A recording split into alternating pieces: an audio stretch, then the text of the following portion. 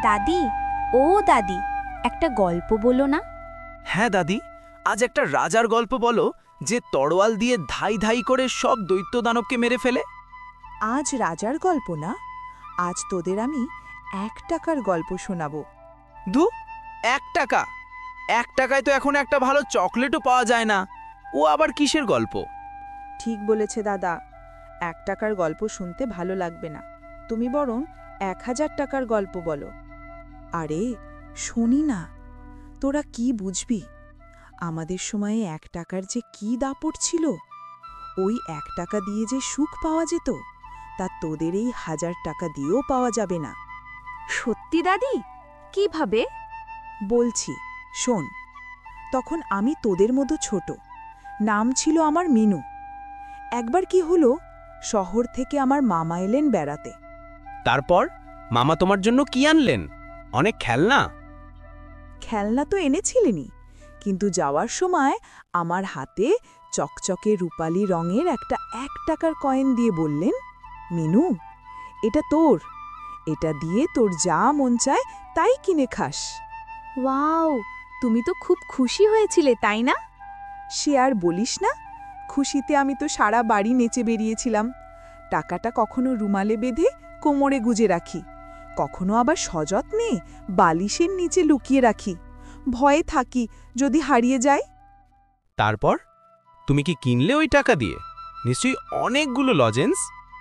বলছি, অত অধৈর্য হোস না। পরের শনিবার বাবার হাত ধরে গেলাম গ্রামের হাটে। সে কি হাট! একদিকে গরম গরম জিলিপি ভাজার গন্ধ, অন্যদিকে বায়োস্কোপের লোকটা সুর করে ডাকছে, কলিকাতা শহর দেখে যান, বোম্বে শহর দেখে যান। বায়োস্কোপ কি দাদি? একটা বাক্স, তার মধ্যে ফুটো দিয়ে চোখ রাখলে নানা রকম ছবি দেখা যেত। সে এক মজার জিনিস ছিল। তো আমার মন একবার বলছে জিলিপি খাই, আবার ভাবছি একটা রঙিন চরকি কিনি, ঘুরলে পতপত করে হাওয়া কাটে। আমি হলে তো বায়োস্কোপই দেখতাম। আমিও তাই ভাবছিলাম, কি কিনবো। এই ভাবতে ভাবতে হঠাৎ দেখি হাটির এক কোণে আমার বয়সী একটা মেয়ে দাঁড়িয়ে ফুপিয়ে ফুপিয়ে কাঁদছে। কাঁদছিল কেন দাদি? আমি এগিয়ে গিয়ে দেখলাম ওর পায়ের কাছে একটা মাটির হাঁড়ি ভেঙে টুকরো টুকরো হয়ে পড়ে আছে। আমি জিজ্ঞেস করলাম, কি হয়েছে, কাঁদছিস কেন? ও কাঁদতে কাঁদতে বলল, মা চাল আনতে পাঠিয়েছিল, ভিড়ের মধ্যে ধাক্কা লেগে হাঁড়িটা ভেঙে গেল, এখন চাল নেব কি করে, মা বকবে। ইস, বেচারা। ঠিক তাই, ওর কান্না দেখে আমার বুকের ভিতরটা কেমন করে উঠল। আমি এদিক ওদিক তাকিয়ে দেখি এক লোক মাটির হাঁড়ি কলসি বিক্রি করছে। আমি দৌড়ে গিয়ে সবচেয়ে ছোট একটা হাঁড়ির দাম জিজ্ঞেস করলাম। জানিস দোকানি কত দাম চাইল? কত? ঠিক 1 টাকা। তোমার কাছে তো ওই একটাই টাকা ছিল, তাহলে তুমি কি করলে? এক মুহূর্তের জন্য আমার জিলিপি, চরকি আর বায়োস্কোপের কথা মনে হলো, কিন্তু পরক্ষণেই ওই মেয়েটার কান্না ভেজা মুখটা চোখের সামনে ভেসে উঠল। আমি আর এক মুহূর্তও দেরি করলাম না। মামার দেওয়া সে চকচকে 1 টাকার কয়েনটা দিয়ে হাঁড়িটা কিনে ফেললাম। তারপর মেয়েটাকে দিয়ে দিলে?